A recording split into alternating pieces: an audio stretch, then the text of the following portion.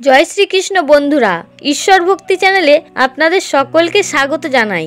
বন্ধুরা, একবার ভগবান শ্রীকৃষ্ণ তার এক ভক্তের চোখে জল দেখে তাকে একটা মহামন্ত্র দিলেন। মহামন্ত্রটি পাঠ করার 7 দিনের মধ্যে সেই ভক্তের জীবনের সকল দুঃখ দুর্দশা দূর হয়ে যায়। শ্রীমদ্ ভগবত পুরাণে ভগবান শ্রীকৃষ্ণের এই মহামন্ত্রকে মনুষ্য জীবনের সকল দুঃখ কষ্ট দূর করার উপায় বলে মনে করা হয়েছে। তাই এই মহামন্ত্র নিয়মিত পাঠ করলে আপনারাও সকল দুঃখ কষ্ট থেকে চিরতরের মতো মুক্তি পেতে পারেন। তাহলে আসুন জেনে নিই কি সেই ভগবান শ্রীকৃষ্ণের মহামন্ত্র।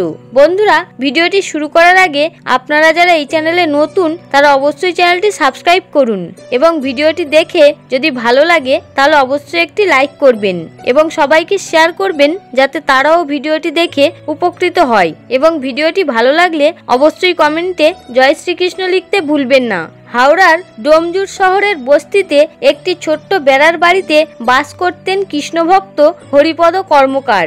তাকে নিয়ে তার পরিবারে 5 জন সদস্য, বৃদ্ধ বাবা মা, স্ত্রী এবং তার এক বিবাহযোগ্য কন্যা, যাদের 2 বেলার আহারের যোগান দিতে তাকে হিমশিম খেতে হতো। তিনি ছিলেন পেশায় একজন ফেরিওয়ালা। বাদাম ফেরি করে তিনি সংসার চালাতেন। 12 মাস তিনি রোদে জলে বৃষ্টিতে পথে পথে ঘুরে ঘুরে বাদাম বিক্রি করতেন। আর দিনে অন্তত একবার ডোমজুড়ে রাধাকৃষ্ণের মন্দিরে যেতেন রাধাকৃষ্ণকে দর্শন করতে। সময় সুযোগ পেলে পুরোহিতের হাতে হাত লাগাতেন মন্দিরের বিভিন্ন কাজে। হরিপদর কৃষ্ণভক্তি দেখে মন্দিরের প্রবীণ পুরোহিত তাকে বড়ই স্নেহ করতেন।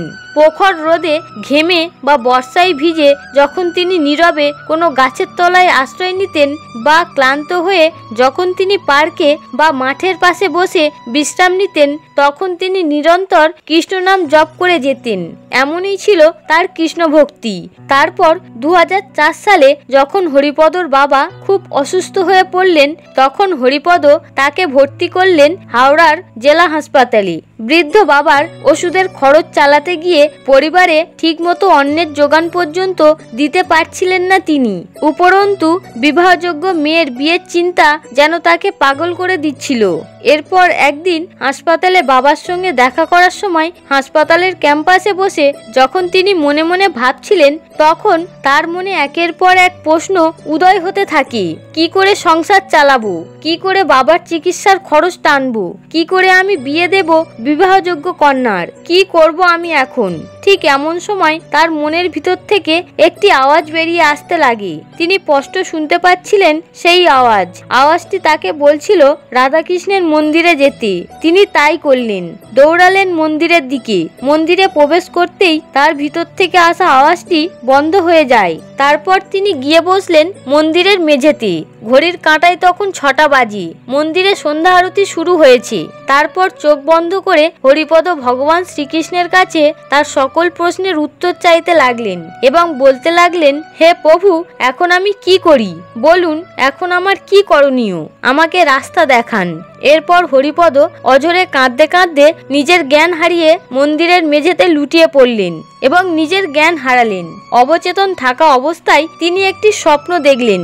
স্বপ্নে হরিপদ দেখলেন তিনি নির্জন মন্দিরের মেঝেতে বসে আছেন এবং তার ঠিক সামনে ভগবান শ্রীকৃষ্ণ নিজের মূর্তি থেকে বেরিয়ে তার সামনে এসে বসলেন।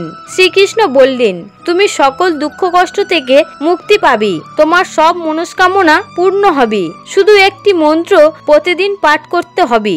এই বলে ভগবান শ্রীকৃষ্ণ পুনরায় মূর্তিতে পরিণত হয়ে গেলেন এবং হরিপদর কানে বারংবার বাজতে লাগলো একটি মন্ত্র।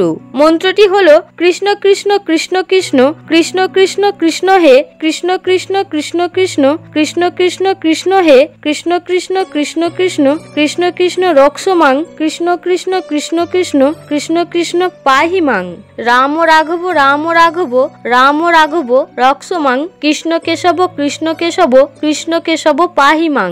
তারপর হরিপদ যখন নিজের জ্ঞান ফিরে পেলেন, তিনি নিজের চারপাশে তাকিয়ে দেখলেন মন্দিরে উপস্থিত ভক্তরা তাকে ঘিরে দাঁড়িয়ে আছেন। জ্ঞান ফেরার পরে কিছুক্ষণ তিনি এইভাবেই অবাক হয়ে বসে রইলেন। তারপর ছুটে গেলেন প্রবীণ পুরোহিত মশাইয়ের কাছে এবং তিনি সমস্তটা খুলে বললেন। পুরোহিত মশাই হরিপদর মুখে সবকিছু শোনার পর তিনি সবকিছু বুঝতে পারলেন এবং ভগবান শ্রীকৃষ্ণকে শ্রীকৃষ্ণকে প্রণাম করে ভগবান শ্রীকৃষ্ণের এই মহামন্ত্রটি একটি কাগজে লিখে হরিপদর হাতে দিলেন। তারপর থেকে সেই মন্ত্রটি হরিপদ নিয়মিত 3 বার পাঠ করতে লাগলেন। মন্ত্রটি পাঠ করার 7 দিনের মাথায় হরিপদর বাবা সম্পূর্ণ সুস্থ হয়ে উঠলেন। ধীরে ধীরে তার বাদাম বিক্রিও খুব বেড়ে গেল। তার সংসারে আর্থিক অনটন দূর হলো। তারপর থেকে তাকে আর পিছনে ফিরে তাকাতে হয়নি। 2006 সালে ভগবান শ্রীকৃষ্ণের আশীর্বাদে হরিপদর মেয়ের শুভ বিবাহ সম্পন্ন হলো এক পরোপকারী, ভদ্র, শিক্ষিত ও ধনী ব্যবসায়ীর সাথে। পরবর্তীতে হরিপদর জামাই তাকে হাওড়ায় একটি বড় বাদাম রাখার দোকান কিনে দেয়। সেই দোকান পরবর্তী সময় হরিপদ নিজের কর্মদক্ষতায় আরো বড় করে তোলেন এবং তার সাথে সাথে শহরের 2 প্রান্তে তিনি আরো 2টি মিষ্টির দোকান খোলেন। 2020 সালে জন্মাষ্টমীর দিন ভগবান শ্রীকৃষ্ণের জন্মদিন উদযাপন করে হরিপদ তার নতুন বাড়িতে গিয়ে ওঠেন।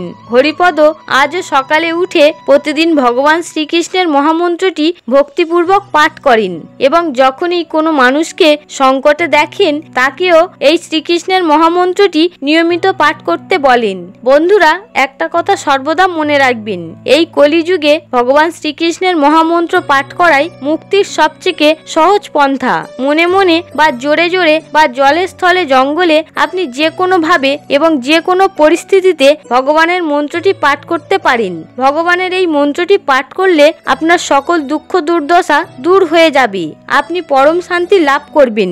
বন্ধুরা, আজকের ভিডিওটি এই পর্যন্তই। বন্ধুরা, ভগবান শ্রীকৃষ্ণের এই মন্ত্রটি ভক্তির সঙ্গে নিয়মিত পাঠ করুন। ভগবান নিশ্চয়ই আপনার সকল বাধা বিঘ্ন থেকে আপনাকে মুক্ত করবেন। বন্ধুরা, ভিডিওটি দেখে যদি ভালো লাগে তাহলে অবশ্যই একটি লাইক করবেন এবং কমেন্টে অবশ্যই জয় শ্রীকৃষ্ণ লিখতে ভুলবেন না। দেখা হবে পরবর্তী ভিডিওতে। ততক্ষণ আপনারা ভালো থাকুন, সুস্থ থাকুন। হরে কৃষ্ণ।